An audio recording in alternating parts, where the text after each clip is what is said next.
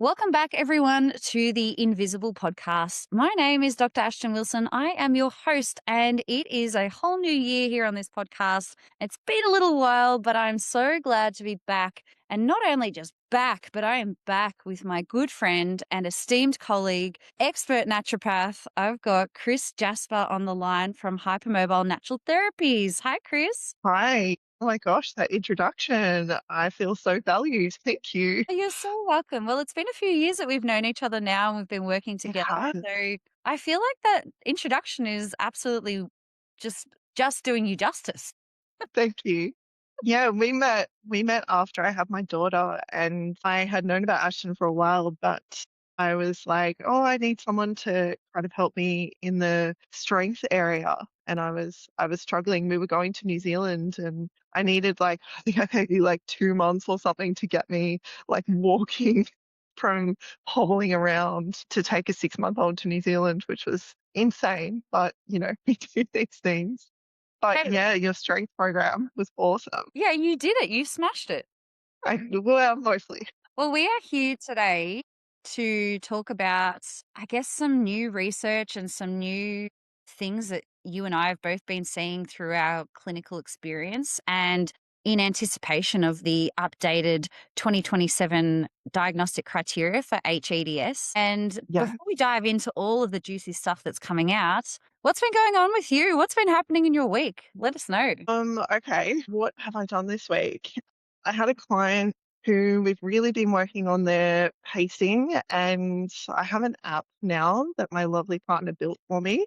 And it has like an energy tracker on it, and she's really been valuing that. And for someone to actually realize that their energy is going into red, which may not be necessarily beneficial, rather than kind of green or orange, is really good in our world, because we struggle, as a lot of people know, with that interoceptive awareness of what's happening in our body.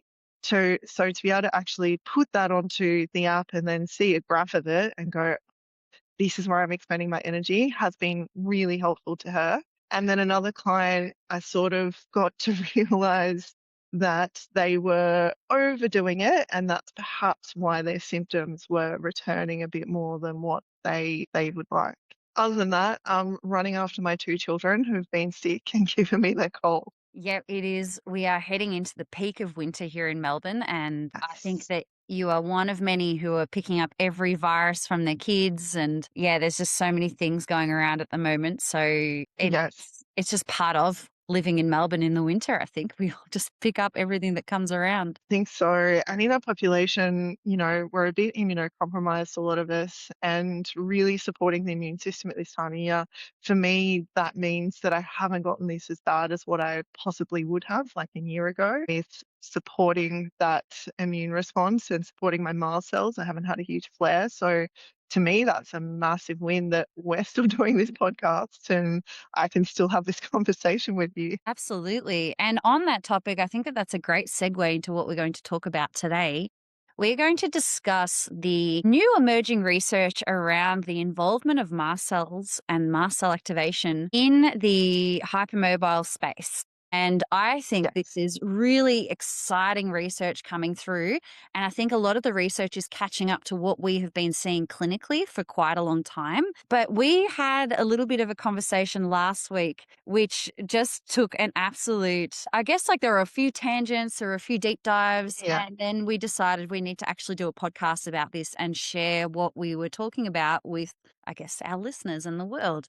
And we Yeah. really want to help, I guess, break down some of this new research and bring it to our listeners in a way that is really palatable so that people can understand and also understand the direction that we might be going. And I think you and I both had some really interesting ideas on what might be coming with the road to 2027 with the 2026? 2026. 20, I Getting think I think it's actually December. Well, I hope it's Yes, December it then. is. I'm forgetting what year we're in, what month we're in. It's the new diagnostic criteria that is going to be released this year in December, the road to 2026. Don't let me jump a year. And I think we both have some really interesting, I guess, ideas on what might be coming with that. And I really want to discuss these with you. So Mm, let's start on the topic of mast cell activation.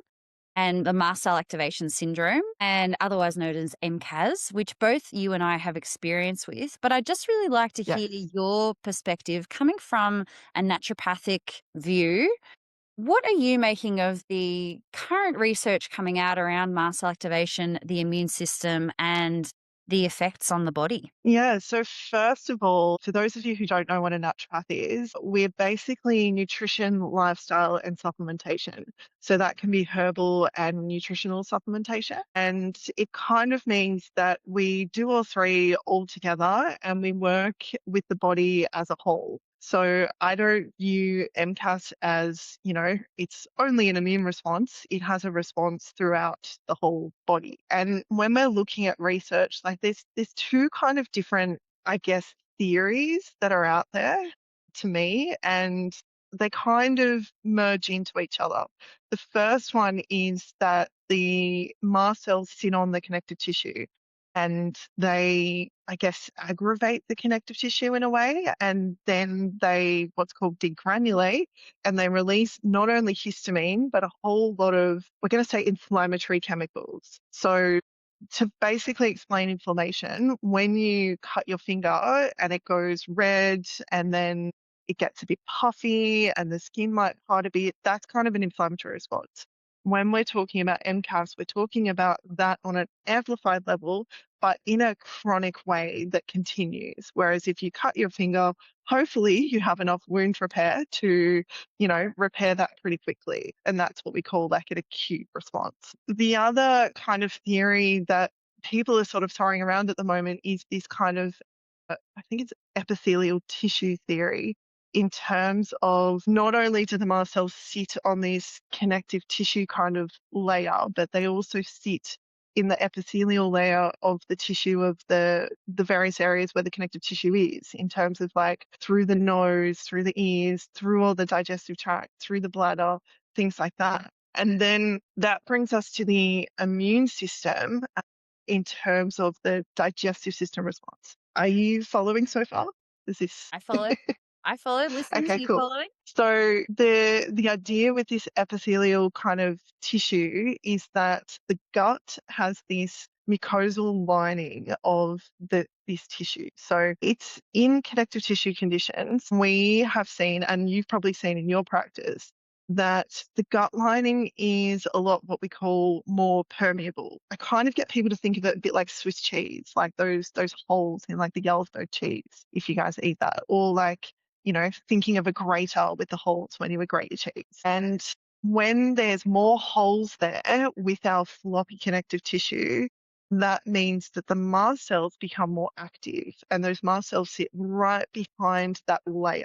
So that means that there becomes that immune response. And that's kind of what I see the research coming. There's obviously a lot of more technical things about that, but that's kind of where I'm seeing things. Mm.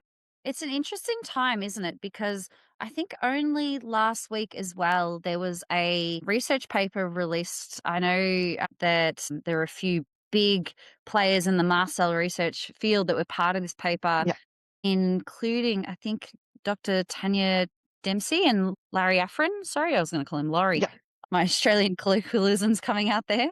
Uh, that were part of a big research paper looking at redefining the diagnosis of mast cell activation to better encompass exactly what you're talking about, which is the widespread impact, as well as, these new, I guess, this new understanding that we have of how mast cells behave and where they are sitting in the body. And so what they're pushing for is a more broader way to diagnose, as opposed to, I guess, the traditional way is that, elevated blood tryptase blood test, which, what we know from that is that it's really hard to test for that because, one, you need to be in a mast cell flare. Two, yes, tryptase has a really short half-life. So with our pathology results here in Australia, a 24-hour turnaround means that they're just having that tryptase in the blood, it will naturally decrease in its presence in that sample. And so by the time it gets to testing, it's not going to really be elevated. And so what they're pushing for is more this, I guess, understanding the mediators and where they are, where a person is experiencing, I guess, a reaction to mast cells. So looking at multiple organ systems, and then trying to develop a more holistic screening process. So, with a blood test that's testing for more like other markers. So, things like, histamine and our prostaglandins, and, testing blood and testing urine to see if we can actually detect these elevated levels, and also having a positive response to treatment. So, our antihistamine therapies that you and I have discussed previous to this conversation. But I think that understanding how widespread mast cells or their impact on the body can be is really, really important. And also understanding, I think you made a point on there that it's not just histamine that they're releasing. They're releasing other inflammatory No, markers. And I think that that is something that gets missed. We look at histamine being the problem, but maybe we're looking at it with too narrow a lens. Would you agree with that? definitely. There's also histamine intolerance, and you can have histamine intolerance and MCAS, and they're different in that way that MCAS has a lot of other chemicals with, there's leukotrienes, there's cytokines. They're all those inflammatory or pro-inflammatory chemicals that get released. And the one thing I just want to mention here is that I was doing the Ehlers-Danlos Society have this practitioner program called an ECHO, and there was a doctor, an autonomic physician, Dr. Hanrahan, was talking, and Dr. Fraser, he's a rheumatologist. I forget his Oh, surname. Fraser Burling? Yep. Yes, yes, yes. He's Yes. kind of the guru in the ECHO, and they were talking about changing the name instead of MCAS. They kind of call it, I think it was immune hypersensitivity or inappropriate mast cell activation rather than MCAS for doctors who are kind of so set on the previous criteria currently. And the other thing I wanted to point out from what you said is that the tryptase only rises in 50% of people. So even if you're in a flare, it doesn't mean that your tryptase is going to rise.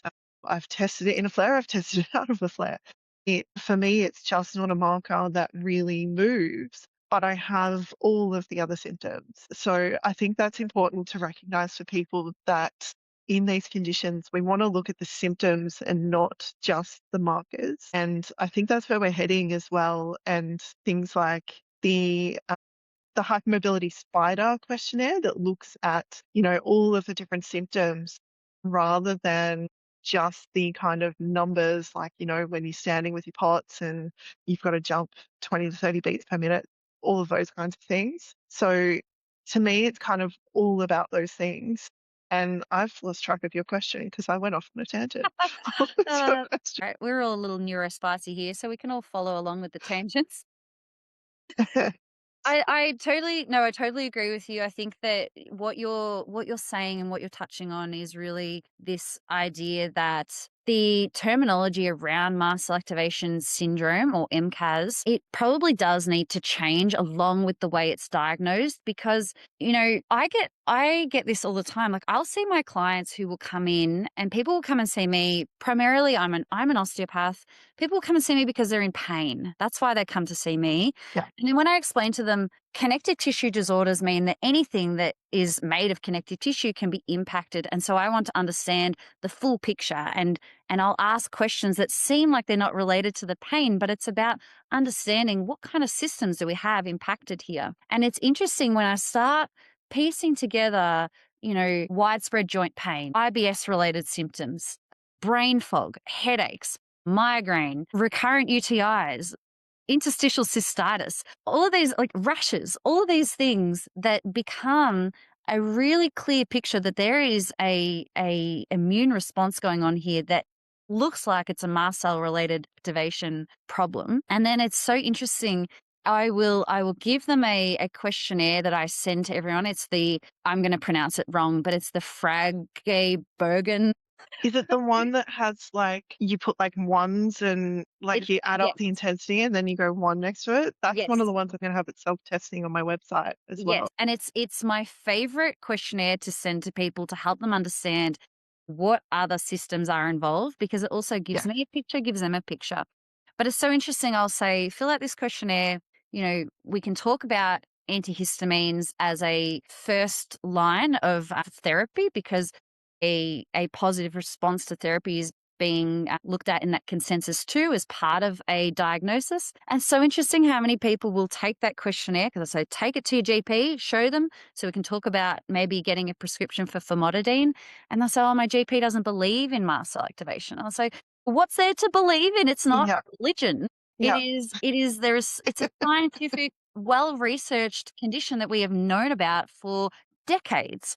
So what are we believing in?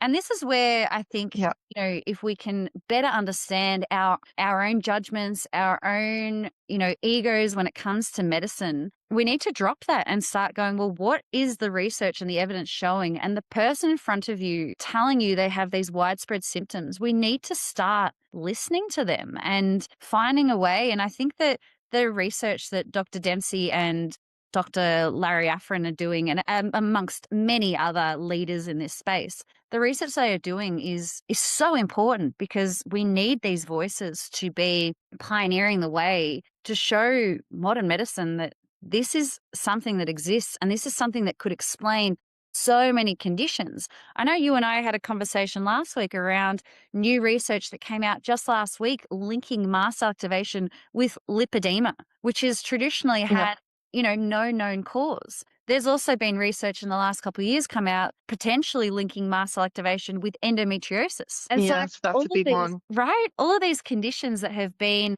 so like big mysteries in the medical world. And we're starting to understand that, well, maybe, just maybe, there is an underlying reason for this, but we need to have a better way to test for it and a better way to diagnose it and treat it. So on that note, Definitely. from a naturopathic perspective, if someone presents to you with mast cell activation type symptoms, what do you usually go through with them, and how do you usually start that process of better managing their symptoms? So I do the same as you. I do the self-testing. I forget what that questionnaire is called as The well. the Fragebogen. Sorry to I assume that's like some kind of German or Nordic test. I Yes, if apologize. someone could tell us how to pronounce that, Greatly we'd love that. appreciated. Yeah. So I do that test. I also do the Malmo Maps POTS one, because to me it's a trifecta. So if you've got heads, I automatically assume that you've got POTS and you've got MCAS. And I think a lot of people know that this is a spectrum, in terms of it's more like a circle than a line per se, because you don't have to have the same severity of each thing happening. Your POTS can be less severe than what your MCAS is, that kind of thing. And to tease all that out, in a neurodivergent brain, lots of questionnaires, lots of kind of talking about different different symptoms. And I also ask weird questions as well. Like if they're saying, I've got pain in my neck, I'll ask about their gut. And they'll be like, what? And I'll be like, well, your digestive system influences your brain, and that can influence the pain in your neck. And I, as well as you, talk a lot about safety in the body. And I want to point this out because everyone gets hung up on this, that I don't mean emotional safety per se. Like I don't mean you're always anxious about something. I mean that your body is perceiving something as potentially not safe to it. And it's the same with mast cells. Like them having that overactive response is them saying, I'm not safe with what's happening in the body. And that could be a digestive response. I know I'm getting off track here and I will come back, but I just want to point out, in terms of symptoms here, when we're looking at these immune mediated responses, we need to view it from a perspective that it goes, all over the body. But if your body says, I'm not safe and it's in a stressful state, then it might just be like, I'm going to get rid of all the contents that's in your stomach and you're going to have, a mass evacuation of diarrhea. And it might be at 3 a.m. because mast cells are most prevalent between, 10 p.m. and I think it's like 4 a.m. So if you get itchy at night, that's a really good indicator. That's one of the questions I ask clients. They're like, what do you mean? I get itchy in bed, or yeah, I get these weird hot flushes in bed. And they'll be like, how's that related to my pain? And I'll, circle back. So I do that kind of thing to figure it out. And then we look at blood testing as well, because there are nutrients for the immune system that I've seen clinically, and the research is starting to show that we need higher levels of as a population. And often we may not get these through food. So we're talking about vitamin D, we're talking about vitamin C, and zinc primarily. I also say iron as well, but that's a whole nother discussion that could be like an hour long for iron in hypermobility. But when we're looking at these levels, we want higher levels than the average population because we have more need for it. Our systems are, I say reactive. I don't like the word sensitive because I think it makes people think I'm not emotionally sensitive. So I say, your system's reactive, it's heightened, it needs more support than what a, healthy person necessarily needs. So if your levels look fine on your test, I would probably say your levels are not fine based on the symptoms that you're having. And one of the ones that I've really found beneficial, or two really, are the zinc and the vitamin D. And a lot of us don't get a lot of sun because sun, not the greatest thing for most people. I know you love running, but I know as we've just talked about, you can get symptoms. So there's that implication that the immune response can happen when we're exercising, when we're outside as well, and then that makes our POT symptoms worse. I also want to throw something else out there that, is a little bit controversial, but we're talking about immune mediated, but we can also talk about autoimmune. So that kind of body attacking itself almost. And we know in our population, and I don't know if the research clinically shows this, I was asked this yesterday, but celiac disease, I see a lot of celiac disease in this population. I see a lot of rheumatoid arthritis in combination with hypermobility as well. And they are autoimmune conditions. But we're also now starting to talk about the dysautonomia aspect being autoimmune. And then that's going to affect your immune system on a different level. So I kind of look at all these things all together. Nothing is separate from each other. It's all, the nervous system, the gut, the immune system, they all kind of flow backwards and forwards between each other. Yeah, no, I completely agree. And I think you made some really, really great points there on, you know, the, I guess, the way the immune system behaves, the safety of the immune system, and also the depletion of certain minerals in the body. It's interesting. I listened to a podcast on so Dr. Linda Bluestein's podcast, Bendy Bodies, Yeah, on, love that. right? It's such a great resource. Yeah, Absolutely love. And I was listening to her podcast with someone who was talking about fatigue and sleep deprivation and yeah, talking about how vitamin D deficiency is one of the biggest causes of fatigue. And he was explaining how vitamin D isn't actually a vitamin. It's actually something that it's a hormone. it is, and it's part of so many building blocks of Yes. body. And he said, if we named it something different, would we have a better treatment for it as opposed to just, let's just supplement vitamin D? He said we actually need to Yeah, reconsider the naming of vitamin D to better emphasize its importance in the body. Because you're right in saying, okay, vitamin D, we need sunlight to convert vitamin D into active form through the skin. That's great. Except in Australia, the sun is like a burning hot flame that is on your yes. skin when you go outside. And so most people are leaving the house covered in sunscreen, covered in clothing, because that's what we're Yeah, told, because we have a high risk of melanoma here in Australia. And so we leave the house completely covered head to toe so the sun never touches our skin. But then that even, you know, is going to, again, further deplete our vitamin D storage in our body because we're not actually converting the exactly. active vitamin D. And so it was interesting listening to that podcast and his take on the naming of that and how, potentially the downfall of vitamin D, I guess, in our population is the name of it itself. Oh, I 100% agree. And that brings me back to what you were saying about renaming MCAS, and I was talking about that. I was thinking about the fact that, hEDS had no name. I call it hEDS, mobile EDS, and HSD had a different name. It was, Benign joint. joint hypermobility. Yep. Yeah, and so we've renamed these things. Like, why can't we rename MCAS to something that encompasses more of what it actually is? And when you were talking about these consensus two criteria, like having both things would be great, but also I wanted to say my story in terms of I waited 13 months to see an immunologist. So like my symptoms had pretty much got under control in 13 months.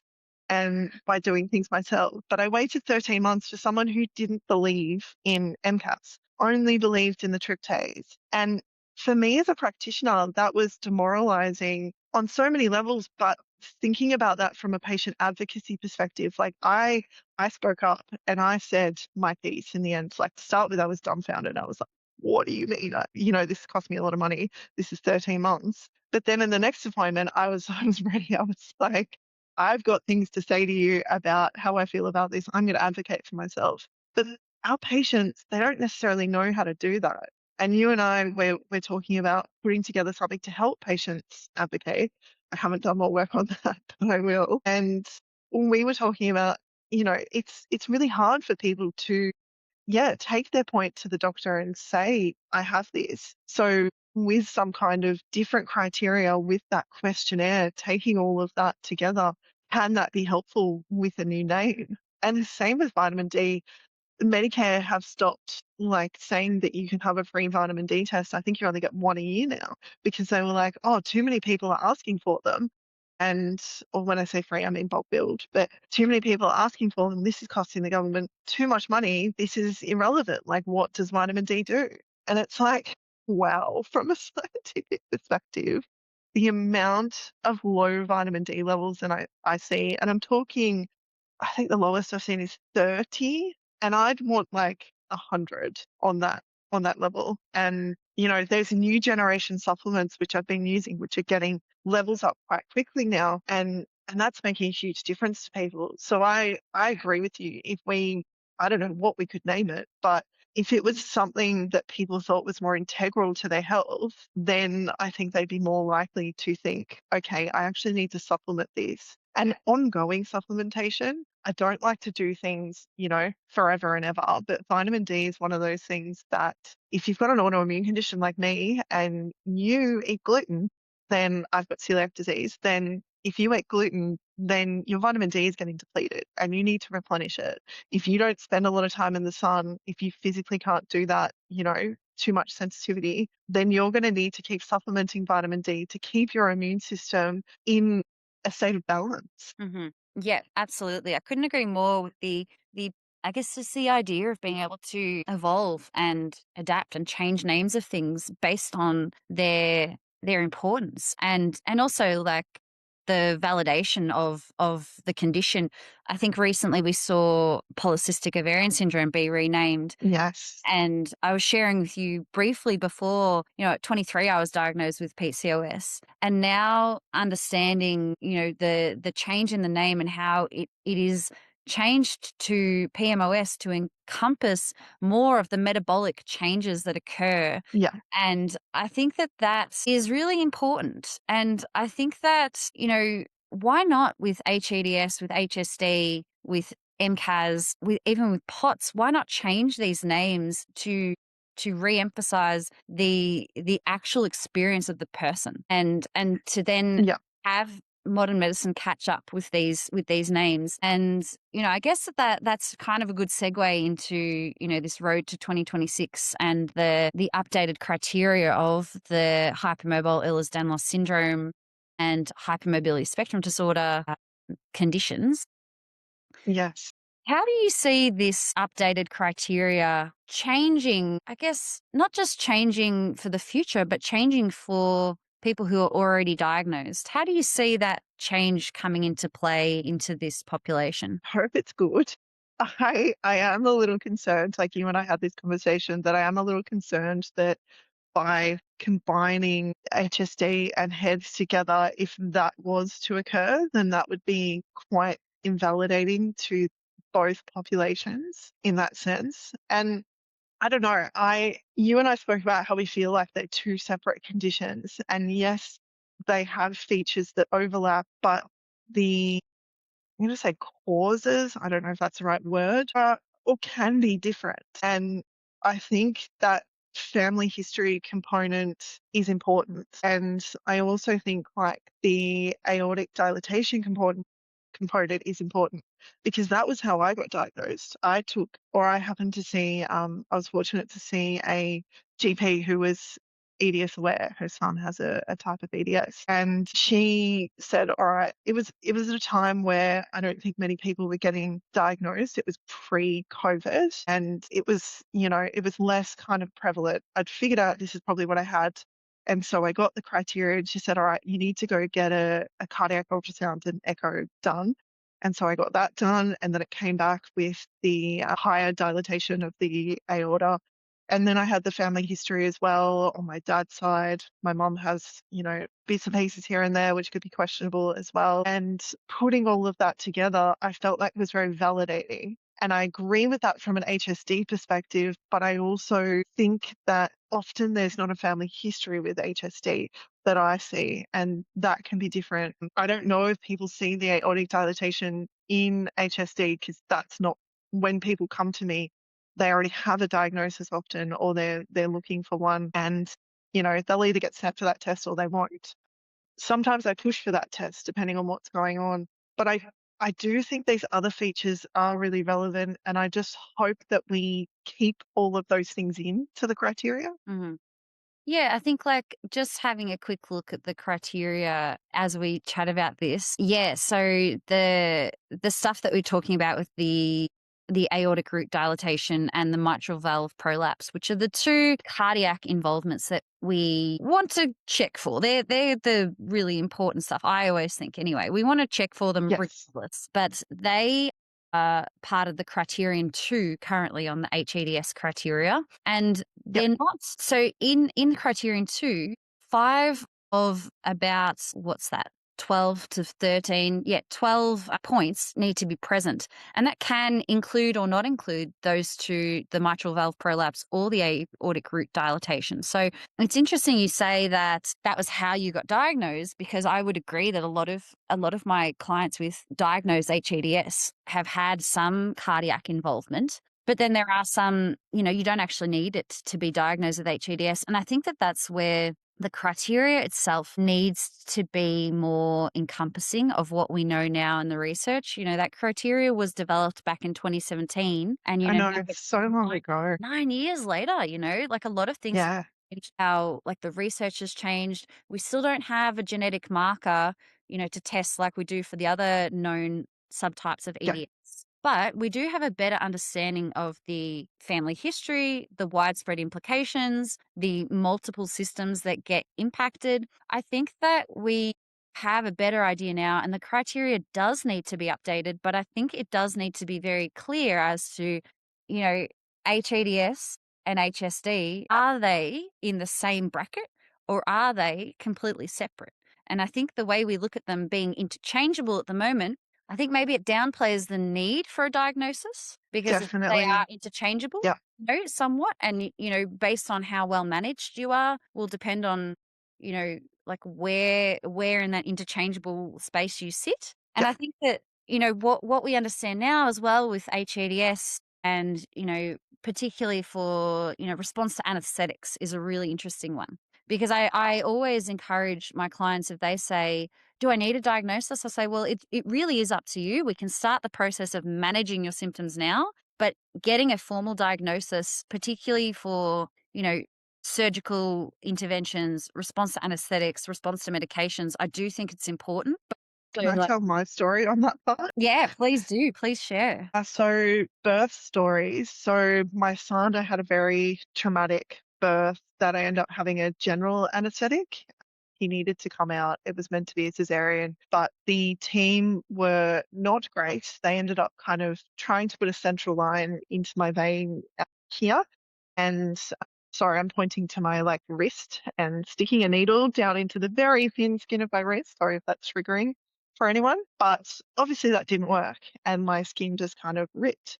And in pregnancy, your skin is more fragile as well. So I ended up having a general anesthetic with him, and then I woke up in a severe amount of pain. And I knew I would have more pain, but they didn't realize, no one could kind of advocate more for me. I ended up on ketamine, being knocked out. It was a whole kind of thing. Then when I had my daughter, I knew what I was walking into.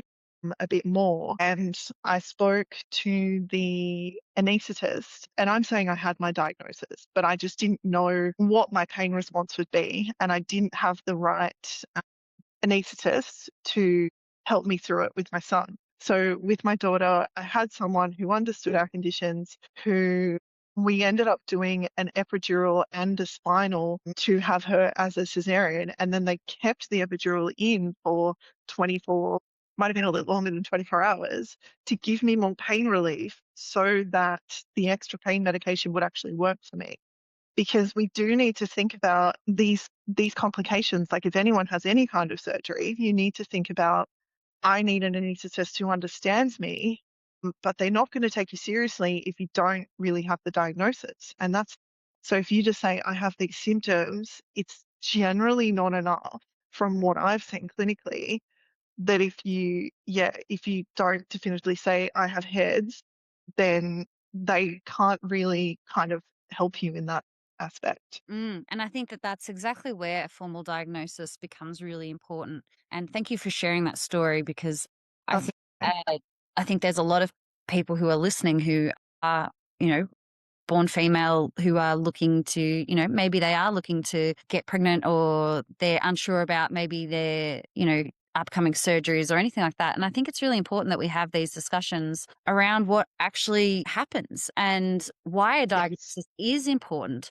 but why we need to make the diagnostic criteria a little bit clearer and a little bit less ambiguous, I guess, in the way that you have a little bit of this. So, yeah, or, um, exactly. yeah. And And so, the Brighton scale as well. Like, can we talk about that in terms of, as you get older, you get stiffer.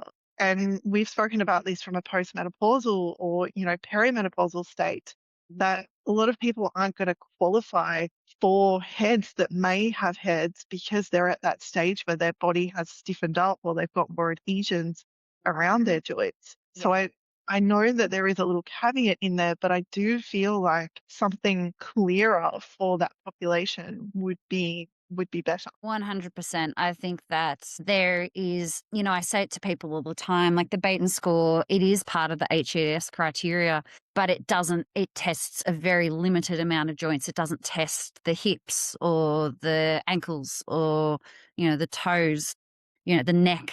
Think of the neck, right? Like, Yeah, the cervicospinal instability it, yeah, and not even testing it. yeah. So, like, it absolutely, as far as a clinical screening tool, it is helpful. It can help be indicative, but it's not diagnostic in any way. And I think having it as part of the diagnostic criteria makes this a very limited, it's limiting in its ability. And I do think that when we see the updated criteria, that the Baton score will be either, reinvigorated and it'll be a whole new thing, or it will actually be removed and there will be more areas that will be tested as part of joint hypermobility and won't be so restricted in the joints that are tested. Yeah. So I'm looking forward to that. I think that, Mm, there's been so much cool research that's come out. It's such an interesting field to be a part of, because it is constantly evolving and there are new things. I feel like every week I'm learning something new, and same, it's definitely. it kind of it's really great in a way, because it is changing, and it does mean that as practitioners we need to be really up to date with what's coming out, with what's new. And I think that a new criteria will reflect all of the hard work that researchers and scientists and clinicians around the world have been pushing for. And, Yes, hopefully with a new criteria as well, it will give patients more validation, but also more power. And that's what I'm really hopeful for, is that, for people, whether they are diagnosed with hEDS or whether they're diagnosed with HSC, that it empowers them more to be able to receive the care that they need and the care that they deserve. I agree with you.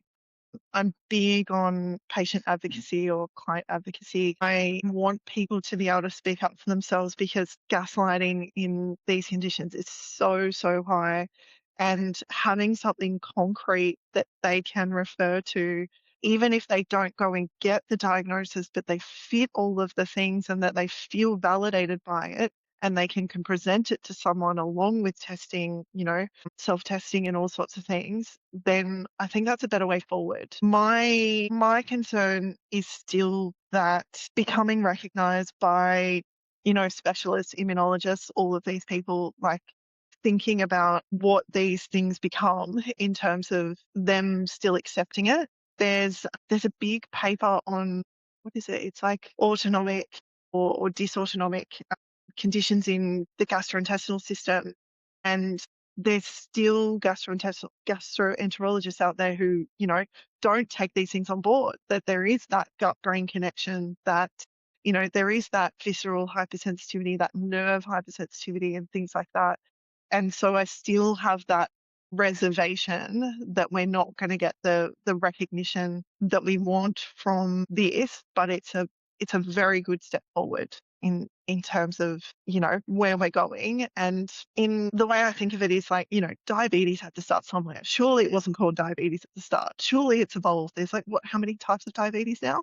Yeah. So we're starting like that. We're starting as a new thing, and it has to kind of keep evolving over time. And I think as long as we do keep evolving it and we don't go from, what it was 2017 to 2026 to change things, if we keep changing things, then we'll be in a better place. And then more clinicians will start understanding it as well. 100%. I couldn't agree more. I think that we have to take hope from this. I think that Yes. one of the things that I think we need to hold on to as clinicians in this space and as people with lived experience is that there is hope that it is changing and that we are seeing the change before our eyes. We need to hold on to that because we need to believe that it is going to get better and we're going to get more recognition and that we will live in a world one day where these conditions are not only recognized and managed, but there are better treatments for them available. And I'm very, very hopeful of that. So, Yeah, and no, that we're visible, that yeah, we that's become it. visible. Make us visible. Exactly. On that note, Kris, I think we'll have to start to wrap it up because my gosh, we could talk all Sure. day long, couldn't we? But before we do wrap it up, I would love for you to share with the audience your 3 key takeaways from this conversation for them to take home with them. So I definitely think having hope about the criteria is where we should be where we should be feeling, and hope that we will, continue to feel validated. I think from a clinician perspective, I really want patients to continue to advocate for themselves. I know that the medical gaslighting is tough, but the more you push, the more you get out of it. And I know that you're, physically incredibly exhausted and emotionally exhausted from this, because I was there too. But if you don't do it, then no one will. And that's kind of the sad truth of it. And the other thing is that from my perspective as a naturopath, I want you to look at your blood tests. I want you to scrutinize the results you get back. And I want you to take it to someone who understands what's happening in your body and that it is a whole body. It's not compartmentalized. And your conditions all affect each other. It's not, just one thing here, one thing there, one thing there. So they're my 3 things. I love that. That's such a beautiful way to summarize what to take away from this awesome conversation. Now, Yeah. Kris, would you mind sharing with our audience one life hack that has changed your life? Okay, so we were talking about this beforehand. At the moment, and I know that this is privileged and I know that everyone doesn't have these, but I've been able to take my mornings slower, and my mornings are the part of my day where sometimes I wake up hypervigilant from my kids. It affects my POTS. If I stand up, my world can kind of turn, and then getting breakfast and all of those things. So at the moment, I'm taking a slower morning in bed. I'm really taking time for my medications and supplements to kind of kick in, basically. And I'm doing some lymphatic drainage in the morning to kind of help when I stand up. So really one thing would be just kind of start your day off slower, plan your night before if you can, and have that time in the morning to give yourself a bit of a reset, to get up, to slowly get into your day, because I think you'll use less spoons if you understand the spoon theory or energy, and you'll also have a more positive day, a more positive less symptom-focused day. Beautiful. I love that. What about And you? for me, I haven't asked you many questions. You've asked me all the questions. well, you're my guest. You're my guest. I have, I know, but I'm curious. I guess my newest life hack that I really like is putting my compression on in the morning as soon as I wake up. So like Yep, even in something that was discussed at the POTS conference that I went to a few weeks ago, and they talked about putting your compression on when you're in bed and you're lying down yep, yep. I because always recommend that. yeah, and I think it's made a huge difference. Isn't it crazy? Because you don't have to stand up to do it. You don't Yeah, have to spend the energy to do it. and Yeah, sometimes sitting on the edge of the bed can be enough as well. yeah, But and I think just the way that they explained it at the POTS conference, it was like this little light bulb moment of like, of course, if you put it on in bed and you're already horizontal, your fluids are already where they should be because there's no gravity acting on them. I was like, wow, that makes so much sense. So that's one hack that I have been implementing myself, and it's something that I've been recommending to my clients. And so that's made a big difference, particularly for me going to work. It's made a huge difference. I feel like a different person at work now, which is great. it's amazing. Yeah, I yeah, always it's so say good. that everything starts in your morning. So if your morning doesn't go well, then the rest of your day is gonna follow that pattern. Start your day the best way you can. Yeah, Very much absolutely. so.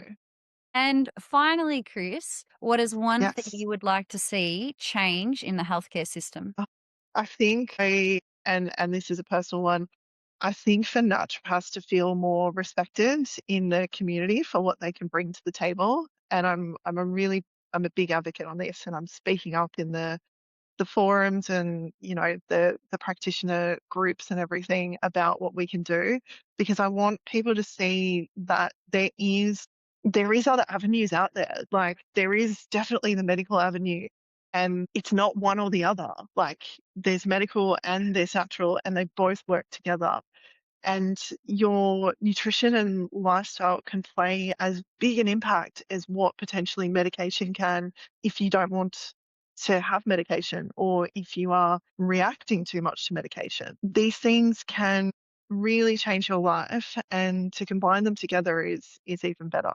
So yeah, I just want naturopathy more recognized in the healthcare space as being valid and helpful. Absolutely. I think that expanding the team and utilizing everyone's strengths is so important. So I love that. And I Definitely. absolutely agree. We need more well-educated naturopaths being part of the system and part of the healthcare team, especially for complex issues like hEDS and HSD. So amazing. Great. Well, Thank thank you for joining me today, Chris. This has been an just absolute roller coaster conversation, which I've really enjoyed the ride. This has been great. And I'm sure Yeah, we me will have too. more conversations in the future.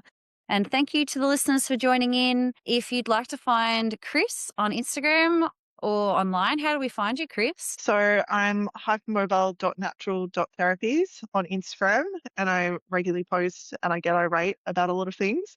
You'll see me getting irate about waiting 13 months to see the immunologist. And I'm hypermobilenaturaltherapies.com.au for my website, and for seeing me as well. You can book online. Brilliant. Thank you for being a fabulous guest today. And thank you to all the listeners for tuning in. If you like this podcast, please subscribe on Apple Podcasts or Spotify or wherever you get your podcasts. And if you have any suggestions on anything you'd like us to discuss in the future, please just leave a comment below and I will put that on the list. But until next time, we'll see you then. Bye for now. Bye.